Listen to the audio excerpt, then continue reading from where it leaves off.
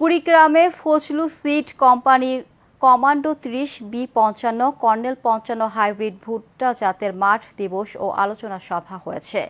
জেলার মরিচাকান্দি এলাকায় এই মাঠ দিবসের আয়োজন করা হয়। পরে এক সভায় বক্তারা বলেন, হাইব্রিড ভুট্টার অধিক ফলন হয়, চাষে আগ্রহ বাড়ছে কৃষকদের। এ সময় উপস্থিত ছিলেন ফজলু সিড কোম্পানির ব্যবস্থাপনা পরিচালক ইয়াসিন আহমেদ মিম, কোম্পানির ম্যানেজার হাসান আব্দুল্লাহ ও মরিচাকান্দির সাবেক চেয়ারম্যান কামরুল আলম বাদল সহ অনেকে।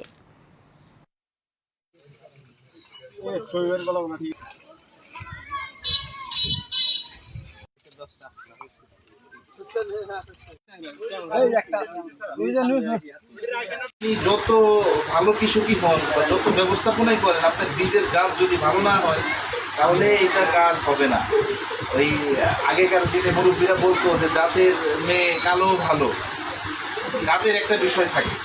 বীজটা যেহেতু উৎপাদনের মূল চাবিকাঠি, বীজের মূল অংশটাকে আপনার বিবেচনা নিয়েই চাষাবাদ করতে হবে। যে আমি আগে শাকসবজি আবাদ করতাম, এবার কর্নেল ভুট্টা ফজলু সিডের 55 জাত ভালো ভুট্টা, এবার আমি 10 বিঘা জমি আবাদ করছি।